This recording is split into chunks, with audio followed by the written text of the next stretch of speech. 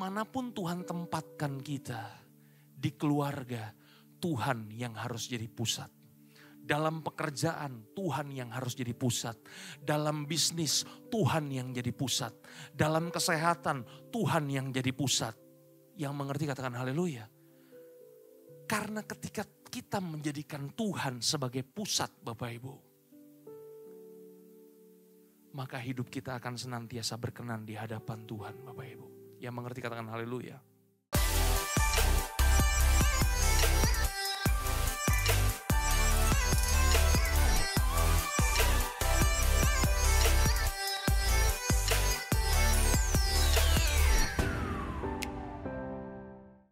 Shalom semua.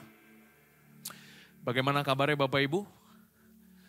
Saya berharap semua dalam keadaan baik, semua dalam keadaan sehat ya Bapak Ibu ya. Ini jujur aja nih Bapak Ibu nih, saya gemeteran nih Bapak Ibu ya. Karena udah setahun gak khotbah nih Bapak Ibu. Ini khotbah pertama di tahun 2025 Bapak Ibu ya. Rada derdek ya Bapak Ibu ya. Nah hari ini ya di bulan Januari kita masuk di tema yang baru Bapak Ibu ya.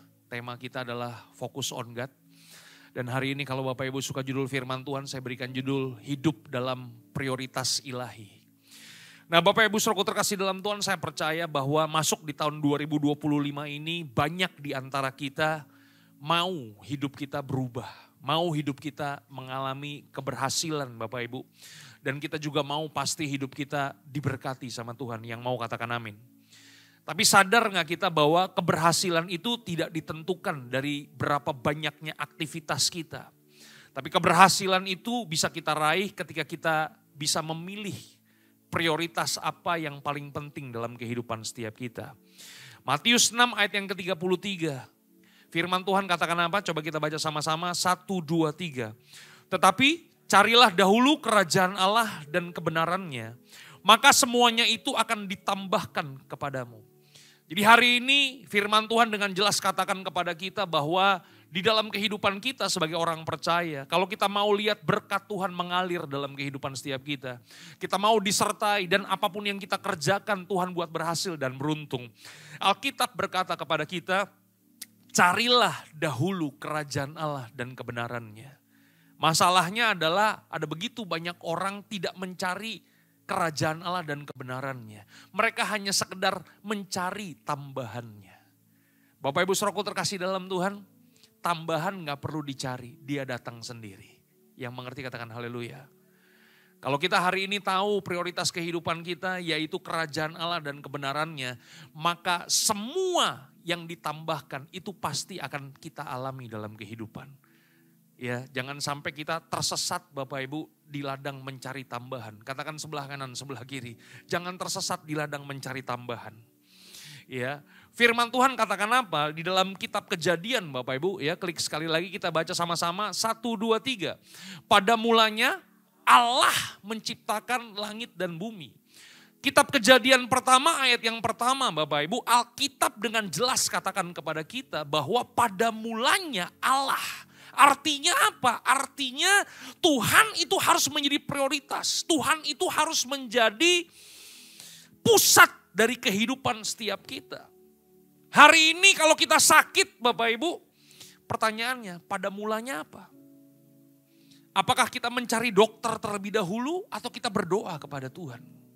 Hari ini Bapak Ibu kalau kita bokeh, kita gak punya duit Bapak Ibu. Ya, pada mulanya apa? Apakah kita cari teman?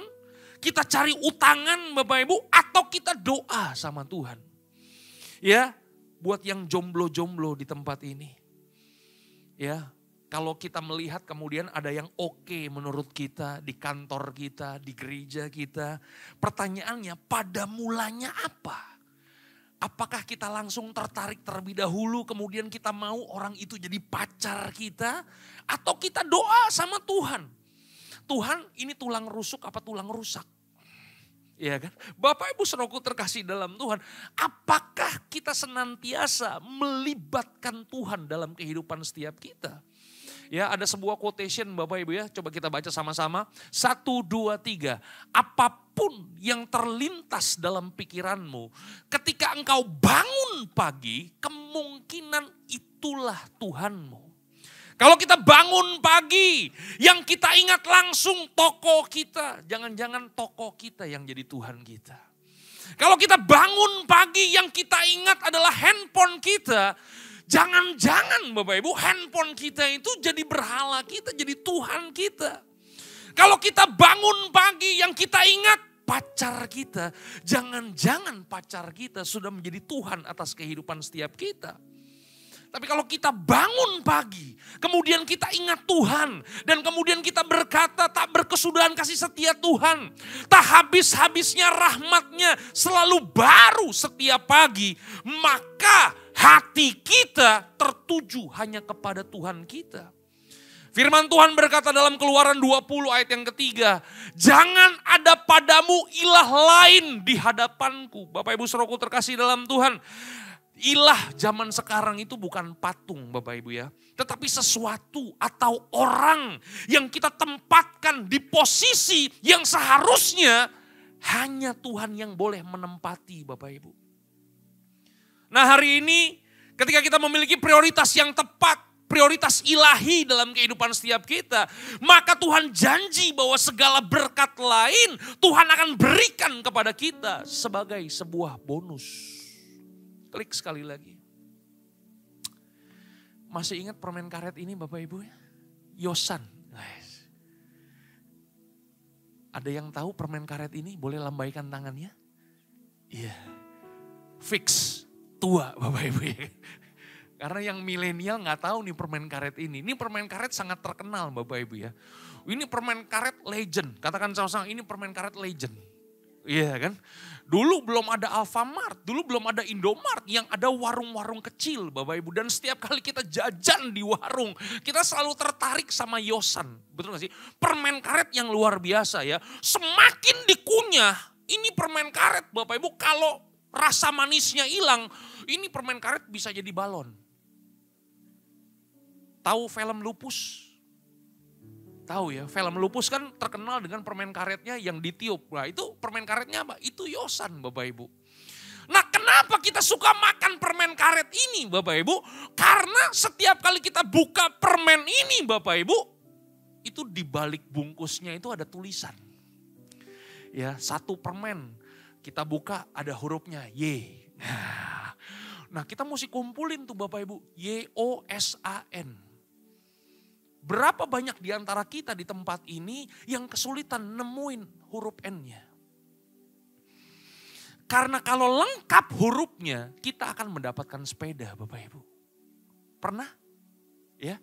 Nah Bapak Ibu Saudaraku terkasih dalam Tuhan, seringkali dalam kekristenan kita mencari Tuhan itu sama seperti permen Yosan Bapak Ibu. Kita beli permen karet bukan karena kita mau permennya, tapi karena kita mau hadiahnya. Yang mengerti katakan haleluya. Itu sebabnya kita habiskan duit jajan kita hanya untuk beli permen karet, hanya untuk mencari huruf N-nya. Bapak Ibu tahu gak sebuah fakta? Saya pernah beli satu bungkus model kayak beginian Bapak Ibu. Saya bukain semua, tidak ada huruf N-nya Bapak Ibu. Bapak Ibu Saudaraku terkasih dalam Tuhan, makanya Bapak Ibu Saudaraku terkasih dalam Tuhan, saya bilang di sini, membeli sesuatu bukan karena manfaatnya, tapi hanya karena bonusnya adalah hal yang tidak bijaksana dalam kehidupan kita Bapak Ibu. Nah dalam kehidupan kita juga sama. Kenapa? Karena ada begitu banyak orang seringkali melakukannya. Dia mengorbankan hal yang lebih penting demi sesuatu yang kurang penting Bapak Ibu. Ada orang-orang yang demi mendapatkan segelintir pujian, dia rela mengeluarkan uang di luar kemampuan, bahkan sampai berhutang Bapak Ibu. Ada orang yang kemudian rela mengorbankan nama baiknya, hanya sekedar mengejar popularitas sekejap Bapak Ibu. Hari ini sekali lagi Bapak Ibu Saudaraku terkasih dalam Tuhan. Kalau kita mengerti kebenaran firman Tuhan, kita mengerti prioritas kehidupan setiap kita. Kita gak akan kejar bonusnya, kita gak akan kejar tambahannya. Kita kejar yang utama, yaitu apa? Kerajaan Allah dan kebenarannya. Yang mengerti katakan haleluya.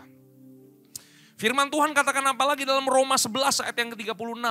Firman Tuhan katakan begini, sebab segala sesuatu adalah dari Dia dan oleh Dia dan kepada Dia. Bagi Dialah kemuliaan sampai selama-lamanya.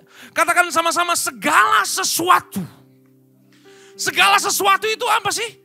Segala sesuatu itu artinya semua, Bapak Ibu. Apa yang kita kerjakan, apa yang kita lakukan, apa yang kita bicarakan, apa yang kita pikirkan, apa yang kita lihat. Harusnya dari Dia, oleh Dia, dan kepada Dia. Karena bagi Dialah kemuliaan sampai selama-lamanya. Masalahnya seringkali kita menjadikan Tuhan sebagai Tuhan dalam kehidupan setiap kita. Hanya kalau lagi di gereja dan kalau lagi pelayanan, Bapak Ibu. Kalau lagi di gereja, Tuhan yang jadi pusat. Kalau lagi pelayanan, Tuhan yang jadi pusat. Kalau lagi kerja, jangan Tuhan. Kalau lagi bisnis, jangan Tuhan. Nanti kalau bisnis pakai Tuhan, nanti cuannya kecil. Seringkali begitu Bapak Ibu saudara terkasih dalam Tuhan. Harusnya enggak dong. Dimanapun Tuhan tempatkan kita, di keluarga, Tuhan yang harus jadi pusat. Dalam pekerjaan, Tuhan yang harus jadi pusat. Dalam bisnis, Tuhan yang jadi pusat. Dalam kesehatan, Tuhan yang jadi pusat. Yang mengerti katakan haleluya. Karena ketika kita menjadikan Tuhan sebagai pusat Bapak Ibu, maka hidup kita akan senantiasa berkenan di hadapan Tuhan Bapak Ibu. Yang mengerti katakan haleluya. Kejadian pasal yang ke-26 Bapak Ibu. Ya, ini sedikit latar belakang Kejadian pasal yang ke-26 Bapak Ibu ya. Ini adalah sebuah kisah di mana Ishak kemudian berada di negeri orang Filistin Bapak Ibu. Kalau kita membaca keseluruhan Kejadian pasal yang ke-26, kita mengerti bahwa dalam kisah ini terjadi kelaparan yang sangat luar biasa. Terjadi krisis yang sangat luar biasa. Dan ketika mereka kelaparan, ini bukan kelaparan yang pertama kali. Mereka sudah mengalami beberapa kali krisis, mengalami beberapa kali kelaparan Bapak Ibu. Dan itulah yang terjadi Bapak Ibu. Di tengah-tengah krisis. Tapi dalam Kejadian 26 ayat yang ke-12 firman Tuhan katakan begini. Maka menaburlah Ishak di tanah itu. Dan dalam tahun itu dia mendapat hasil berapa kali lipat? 100 kali lipat. Halo? Jadi hasil yang diterima sama Ishak bukan 100%. Kalau 100% itu cuma 2 kali lipat. Yang mengerti katakan amin. Yang dia dapat berapa kali lipat? 100 kali lipat Bapak Ibu. Jadi kalau dia nabur 1 juta, dia tuai berapa? Ya hitung sendirilah Bapak Ibu ya. 100 kali lipat Bapak Ibu. Nih Pak Dieter nih ngomong-ngomong nabur nih kayaknya Januari kita disuruh nabur nih. Enggak Bapak Ibu ya. Bukan itu Bapak Ibu ya. Saya cuma mau kasih tahu begini Bapak Ibu. Kalau ayat ini terjadi dalam situasi dan kondisi lagi subur. Tanahnya lagi bagus, musimnya lagi mantap. Kemudian Ishak menabur dan kemudian dia mendapatkan hasil 100 kali lipat. Wajar, yang mengerti katakan amin. Tapi kenyataannya adalah hari itu terjadi kekeringan yang sangat luar biasa. Terjadi krisis yang sangat luar biasa. Mereka mengalami kelaparan yang sangat luar biasa. Tetapi Alkitab berkata, waktu Ishak menabur, hasil yang didapatkan berapa? 100 kali lipat. Mau 2025 ngalami 100 kali lipat? Agak ragu-ragu kayaknya Bapak Ibu ya. Jarang-jarang nih saya ngomongin berkat di mimbar nih Bapak Ibu. Saya ulang sekali lagi. Mau tahun 2025 ngalami 100 kali lipat? Wes ya. Rian mana Rian? Wes. Gaji berapa bro sekarang bro gaji? Di bawah 20 lah ya. Apa di bawah 30? Amin ya di bawah 30 ya. Tahun ini mau naik 100 kali lipat. Wah, agak ragu-ragu dia. Nggak dapat bro. Nggak dapat ya kan. Yang ragu-ragu nggak dapat ya kan. Sekarang nanya sama Wahyu gaji berapa bro? Di bawah 20 bro. Mau ngalami 100 kali lipat? Wah, dapat bro. Jadi berkat lu mampir semua ke sini. Bapak Ibu Saudaraku terkasih dalam Tuhan, kenapa di masa kekeringan, di masa krisis, di masa kelaparan, Ishak kemudian mendapatkan hasil 100 kali lipat. Karena firman Tuhan berkata, sebab ia, apa katanya? Diberkati Tuhan Bapak Ibu. Jadi memang Alkitab benar berkata bahwa berkat Tuhanlah yang menjadikan kaya. Susah payah tidak akan menambahinya. Ayat firman Tuhan ini tidak mengajar kepada kita untuk jadi orang yang malas Bapak Ibu. Ayat ini tidak mengajar kita untuk jadi orang yang hanya senantiasa menunggu saja Bapak Ibu. Tapi poinnya bahwa sesungguhnya berkat Tuhanlah yang akan Tuhan kirimkan kepada anak-anaknya. Dan berkat Tuhan itulah yang membuat setiap kita jadi orang yang diberkati sama Tuhan. Yang mengerti katakan haleluya. Ayat yang ke-13 Kejadian 26 Bapak Ibu. Lebih jelas lagi dikatakan apa? Coba kita baca sama-sama. 1, 2, 3. Dan orang itu, enggak kelihatan ya? Baca 1, 2, 3.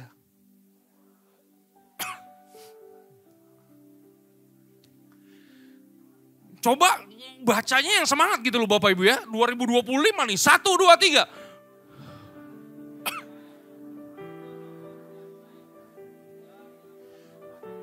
Wah, sekarang coba kita katakan kepada orang di sebelah kiri kita ya. Dan kamu, wah itu ya, menjadi, ya, ulang ya. 1, 2, 3. Dan kamu,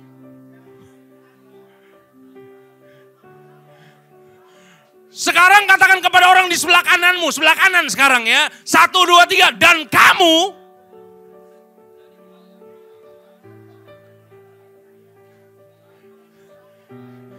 sekarang tolong katakan kepada orang di depan saudara, ya kan? Dengan iman Bapak Ibu ya. 1, 2, 3. Dan kamu,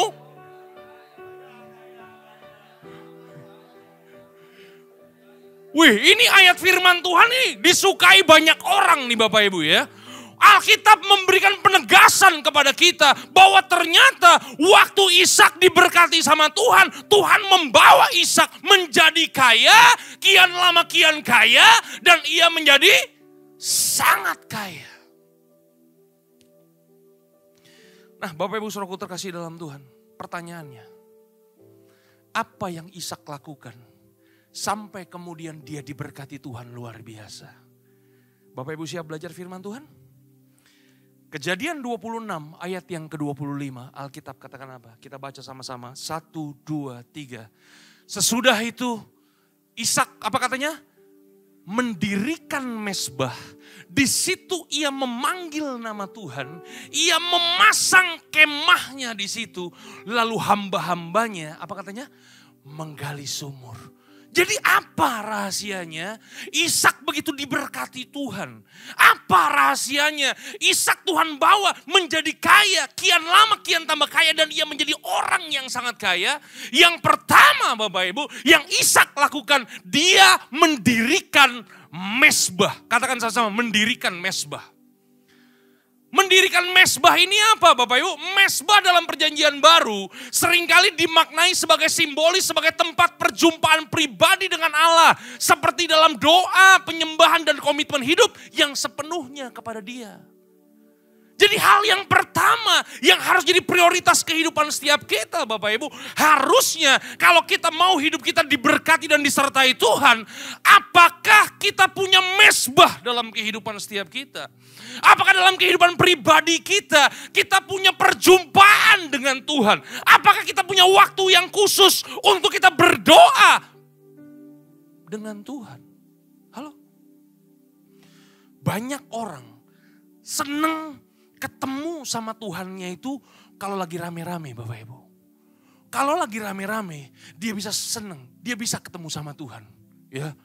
Dalam ibadah dia bisa jumpa dengan Tuhan.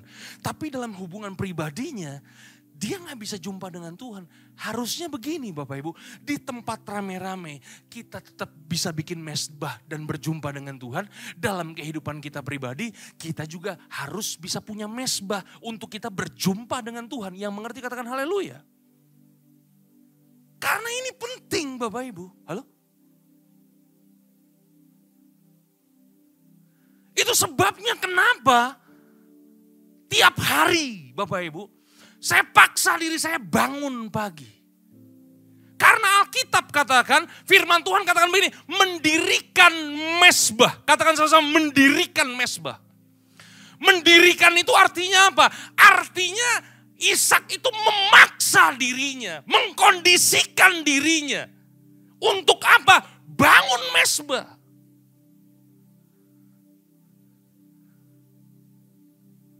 Waktu dia bangun mesbah Bapak Ibu, dia berjumpa dengan Tuhan Bapak Ibu. Halo? Ayo bangun kembali kehidupan doa kita Bapak Ibu. Doa itu adalah nafas kehidupan orang percaya Bapak Ibu. Kalau doa itu nafas, kita gak akan pernah bisa hidup tanpa nafas. Halo? Makanya doa itu penting Bapak Ibu.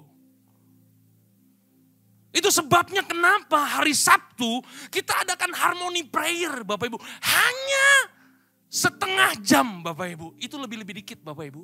Ya lebihnya bisa 15 menit. Bisa 10 menit kadang-kadang lebihnya bisa 5. Tergantung siapa yang sharing firman Tuhan Bapak Ibu. Halo? Di rumah kita masing-masing kita berkumpul dalam Zoom Bapak Ibu. Dan harmony prayer kita itu terbuka untuk umum Bapak Ibu. Kita mengajak setiap kali yang pengumuman Bapak Ibu. Saya lihat bibirnya sampai ledes. Ngajakin Bapak Ibu doa tiap Sabtu Bapak Ibu ya kan. Ayo Bapak Ibu, Sabtu kita bangun siangan dikit Bapak Ibu. Jam 7 kita masuk Zoom, kita doa sama Tuhan, kita bangun mesbah Bapak Ibu. Waktu kita bangun mesbah sama-sama, habis itu Bapak Ibu bisa tidur lagi gak? Bisa tidur lagi Bapak Ibu ya. Halo? Bangun mesbah penting Bapak Ibu. Halo? Jangan sampai hidup kita jalani tanpa perjumpaan dengan Tuhan. Halo? Perjumpaan dengan Tuhan itulah yang dapat membuat kita lebih mengkoreksi diri kita. Jika ada yang salah dengan pikiran, perkataan, dan perbuatan hidup kita.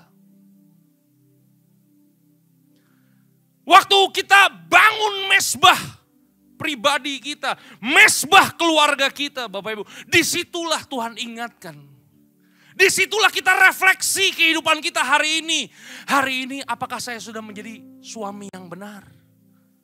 Apakah hari ini saya sudah menjadi pendeta yang benar? Apakah ada kata-kata saya yang salah menyakiti orang lain? Disitulah Bapak Ibu Tuhan mengingatkan kita, mengkoreksi kehidupan kita. Makanya begini Bapak Ibu, kenapa ada orang-orang yang gak punya mesbah, hidupnya begitu-begitu aja Bapak Ibu. Gak ada perubahan. Karena tidak ada tempat di mana Tuhan bisa mengkoreksi kehidupan setiap kita. Bangun mesbah kita. Doa Bapak Ibu, masuk tahun 2025, 2025 harusnya beda dengan 2024 Bapak Ibu. Halo? 2025 kan kita bikin resolusi Bapak Ibu ya. Salah satu resolusi yang harus kita punya. Kita harus punya mesbah Bapak Ibu. Halo? Baca lagi Alkitab saudara. Saat teduh lagi Bapak Ibu. Halo? Saat teduh itu penting Bapak Ibu. Itu makanan rohani buat kehidupan setiap kita. Tapi saya kan tiap hari baca firman Tuhan sih Pak Pendeta. Cuman kadang-kadang firman Tuhan yang tadi pagi aja saya udah lupa. Bapak Ibu saya mau nanya. 2 minggu yang lalu Bapak Ibu makan nasi gak? Ingat gak makan apa 2 minggu yang lalu? Lauknya. Gak ada yang ingat Bapak Ibu. Sebulan yang lalu masih ingat gak kita makan lauknya apa? Wes.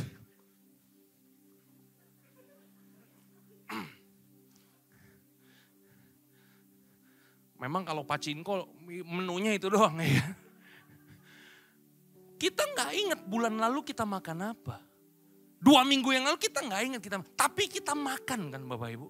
Karena kita makan itulah hari ini kita masih bisa hidup Bapak Ibu. Begitu juga dengan rohani kita Bapak Ibu. Rohani kita itu perlu dikasih makan Bapak Ibu. Mungkin kita lupa khotbah tahun 2024 apa aja khotbahnya mungkin kita lupa. Tapi 2024 ketika kita beribadah, kita belajar firman Tuhan, kita dengar firman Tuhan. Firman Tuhan itulah makanan dalam kehidupan setiap kita. Dan itulah yang membuat kita masih bertahan sampai dengan hari ini. Yang mengerti katakan amin. Makanya hari ini Bapak Ibu bangun mesbah. Halo? Bapak Ibu gak punya kebiasaan, belajarlah mulai dari hari Sabtu Bapak Ibu. Jam 7 pagi, harmony prayer Bapak Ibu ya. Halo? Saya gak bisa Pak Pendeta bangun jam 7 pagi. Nah, kita harus mendirikan mesbah. Kita harus buat keputusan. Kita harus belajar mengalahkan daging kita nih Bapak Ibu. Kalau kita nggak belajar mengalahkan kedagingan kita, siapa yang mau mengalahkan kedagingan kita? Halo? Harus kita yang memutuskan Bapak Ibu. Harus kita yang kemudian buang selimut, bangun pagi, cuci muka, ayo. Saat teduh lagi Bapak Ibu, ayo doa lagi, ayo bersekutu lagi bersama dengan saudara Sion. Bangun mesbah kita, jangan sampai kita kehilangan yang utama dan prioritas dalam hidup kita. Halo? Yang kedua Bapak Ibu, firman Tuhan katakan begini, apa yang dilakukan sama Ishak. Sehingga Ishak diberkati Tuhan luar biasa. Yang kedua, Ishak kemudian memasang kemah. Nah saya kasih pertanyaan di sini. Kenapa kemah dipasang?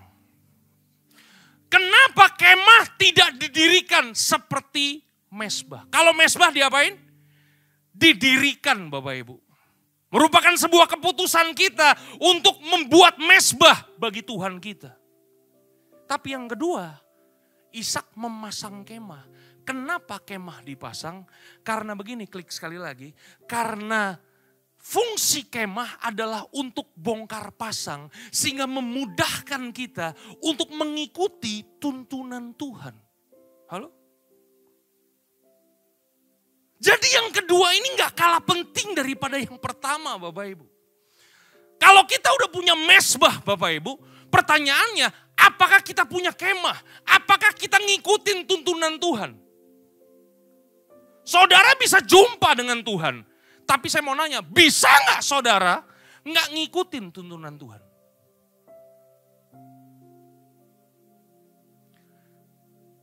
Ini saya nanya nih Bapak Ibu ya, udah sampai keringetan nih nanya nih. Minimal begini-begini atau begini-begini dah. Halo? Saudara bisa jumpa nih sama Tuhan. Tapi bisa gak jalan yang saudara mau tempuh, pakai jalan saudara sendiri, pakai pikiran saudara sendiri, bisa gak? Bisa. Yunus sudah membuktikan Bapak Ibu. Bapak Ibu tahu siapa Yunus?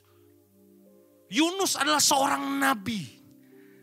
Yunus adalah seorang hamba Tuhan. Dia udah dengar perintah Tuhan, dia udah jumpa sama Tuhan. Karena dia jumpa sama Tuhan, dia dengar perintah Tuhan. Waktu dia dengar perintah Tuhan, Tuhan menyuruh dia untuk pergi ke Niniwe. Serukan seruan pertobatan buat Niniwe. Tapi apa yang terjadi? Sekalipun dia jumpa dengan Tuhan, tapi dia mau hidup tanpa tuntunan Tuhan. Dia mau menggunakan pikirannya sendiri Bapak Ibu. Dia berangkat ke Tarsis Bapak Ibu. Waktu dia berangkat ke Tarsis apa yang terjadi? Kapalnya tenggelam. Waktu kapalnya tenggelam kemudian apa yang terjadi? Yunus dimakan ikan. Ikan besar bukan ikan paus Bapak Ibu ya kan. Ikan besar bukan ikan paus. Sesuatu yang luar biasa terjadi dalam kehidupan Yunus. Pertanyaannya, saudara mau masuk perut ikan dulu untuk dituntun sama Tuhan? Halo?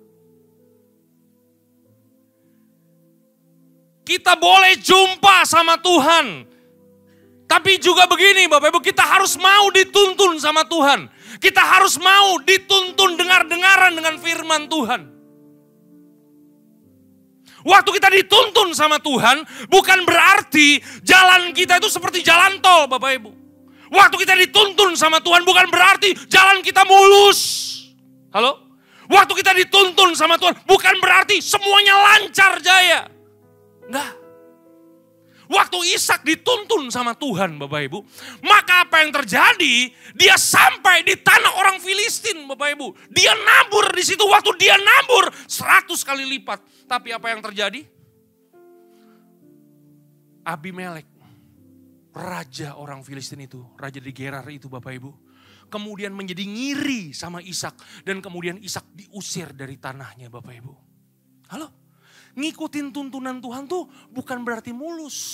Contohnya siapa? Ishak Bapak Ibu. Dia ikut tuntunan Tuhan, diusir karena dia diberkati. Waktu dia diusir, dia punya lobang-lobang untuk menimba air Bapak Ibu ya. Sumur-sumur yang udah ditutup sama orang Filistin. Dulu dipakai sama bapaknya, ditutup sama orang Filistin, dibuka lagi sama dia. Waktu dibuka, gembala-gembala Filistin merebut apa yang dia punya Bapak Ibu. Dia harus menyingkir kembali. Dia buka lagi sumur yang ketutup. Diusir lagi, direbut lagi. Dia harus pergi lagi Bapak Ibu saudaraku terkasih dalam Tuhan. Sesuatu yang gak enak terjadi dalam kehidupan Ishak. Sampai akhirnya dia bertemu dengan sebuah sumur di mana tidak ada orang yang merebut di situ. Barulah dikasih nama sumur itu Rehobot Bapak Ibu. Halo? Sekali lagi, dituntun Tuhan bukan berarti mulus dan lancar jaya. Dituntun Tuhan artinya apa? Tuhan akan membawa kita bukan ke tempat yang mulus, tapi Tuhan menuntun kita ke tempat yang terbaik. Yang mengerti katakan haleluya. Itu dia Bapak Ibu. Saudara mau dapat yang terbaik? Jadilah orang-orang yang mau dituntun sama Tuhan. Jadilah orang-orang yang mendengar suara Tuhan. Masalahnya begini nih Bapak Ibu. Masalahnya ada begitu banyak orang dengar firman Tuhan. Kemudian dia melakukannya sesuai dengan selera dia, bukan selera Tuhan. Halo?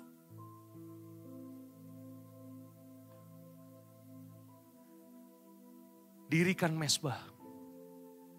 Yang kedua, pasang kemah. Jadilah orang-orang yang hidup dituntun sama Tuhan. Yang ketiga, nah ini baru, gali sumur.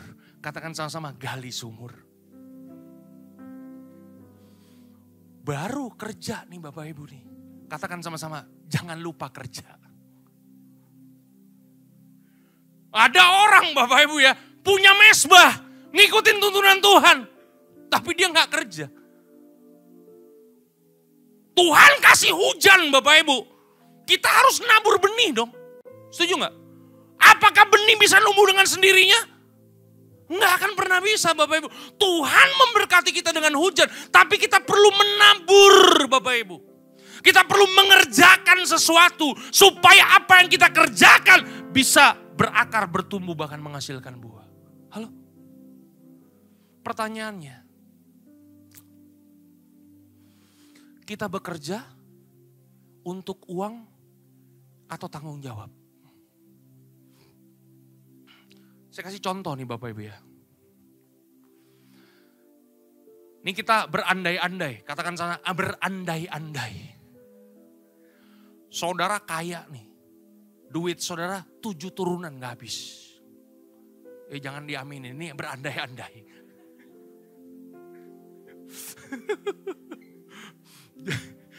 Ya, ulang sekali lagi, ini apa? Berandai-andai, tahu ya berandai-andai ya. Saudara berandai-andai, duit saudara berapa turunan gak habis? 7 turunan gak habis. Pertanyaannya, ketika saudara punya anak, saudara suruh anak saudara kerja gak? Padahal 7 turunan duit saudara gak habis. Hah? Pertanyaan saya yang kedua. Saudara suruh anak saudara kerja, tujuannya buat apa?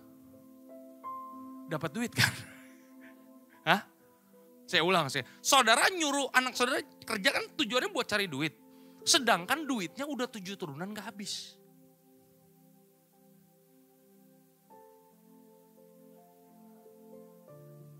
Masih gak kita nyuruh anak kita kerja?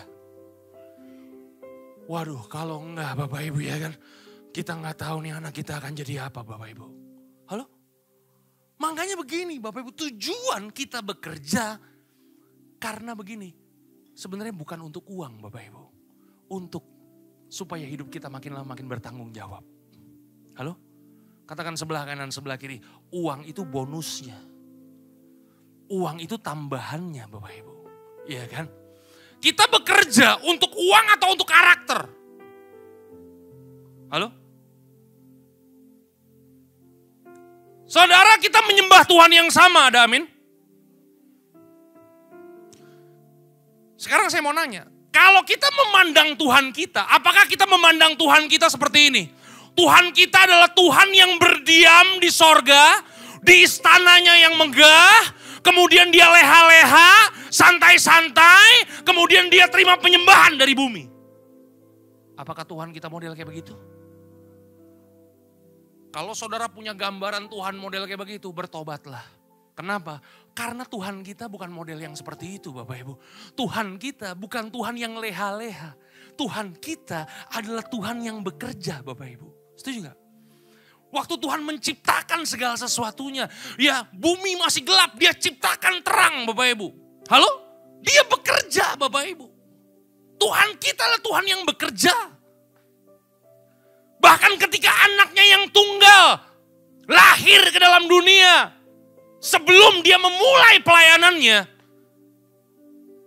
Yesus bukan hanya sekedar anak tukang kayu. Tapi Yesus sendiri adalah si tukang kayu tersebut Bapak Ibu. Halo? Karena bapaknya Yusuf kan udah mati Bapak Ibu. Yang harus memegang tanggung jawab siapa? Yesus anak tertua Bapak Ibu. Jadi selama sebelum dia umur 30 tahun Bapak Ibu. Dia bekerja jadi tukang kayu. Yesus kita adalah Yesus yang bekerja Bapak Ibu. Halo?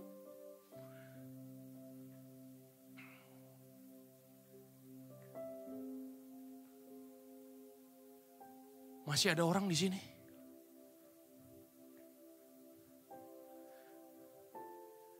Allah kita Bapak Ibu ya. Nah coba baca nih, ini bagus nih. 1, 2, 3. Tetapi Yesus berkata kepada mereka, Bapakku bekerja sampai sekarang, maka aku pun bekerja juga. Jadi Bapa di sorga juga bekerja Bapak Ibu. Yaitu apa? Dia menciptakan segala sesuatunya. Waktu saya mempelajari perjanjian lama Bapak Ibu, kata menciptakan itu Bapak Ibu, ternyata ada 2 bahasa. Yang pertama dari kata menciptakan itu, yang pertama adalah bara. Katakan sama-sama bara. Bara itu artinya apa? Artinya Tuhan kita menciptakan sesuatu dari yang belum ada. Dari yang belum ada, dia ciptakan jadi ada. Itu apa namanya? Bara. Kata yang kedua dari kata menciptakan dipakai kata asa dalam bahasa Ibraninya. Yang artinya apa? Tuhan kita menciptakan sesuatu dari yang sudah ada. Halo? Artinya apa? Artinya dari 2 kata Ibrani ini ternyata Allah kita itu juga Allah yang berproses dalam pekerjaannya Bapak Ibu. Dia ciptakan sesuatu dari yang sudah ada dijadikan yang baru Bapak Ibu. Halo?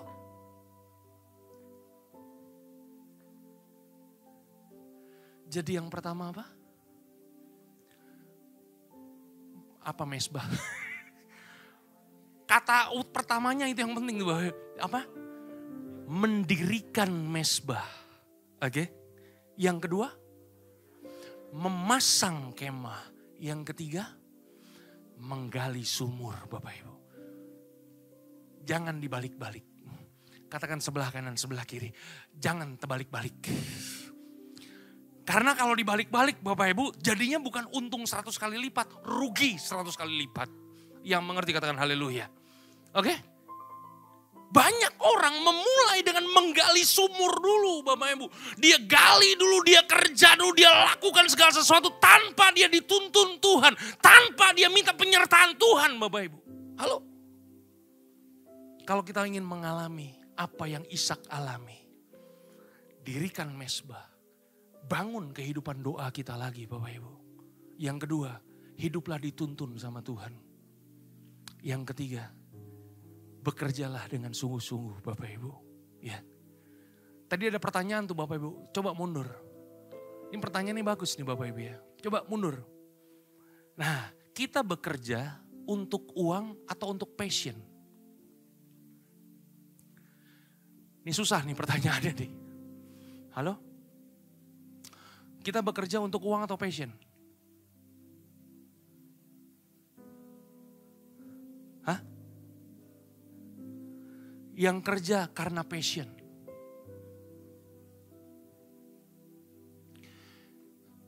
Saudara kerja gak ada hasrat sama sekali ya. Bener-bener. Saya nih kerja sampai keringetan begini nih Bapak Ibu ya kan. Halo. Kalau saudara belum punya istri, belum punya anak, kerjalah menurut passion.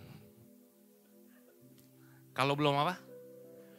Belum punya istri, belum punya anak, kerjalah menurut passion. Tapi kalau udah punya istri dan anak, jangan kerja lagi buat passion Bapak Ibu ya kan. Halo? Karena ada begitu banyak orang begitu ya. Usianya udah gak produktif Bapak Ibu. Tapi dia masih kerja untuk passion. Maka apa yang terjadi? Yang terjadi adalah dia kejar passionnya. Masalahnya kalau dia kerja menurut passionnya belum tentu dia dapat kerjaan lagi. Itu masalahnya Bapak Ibu. Halo? Makanya kita mesti bijaksana Bapak Ibu. Itu sebabnya ketika kita bekerja. Kenapa kita perlu mendirikan mezbah? Kenapa kita harus punya kemah Bapak Ibu. Supaya kita gak salah dalam melangkah dalam kehidupan setiap kita. Halo? Saya berharap Bapak Ibu diberkati dengan apa yang saya sampaikan.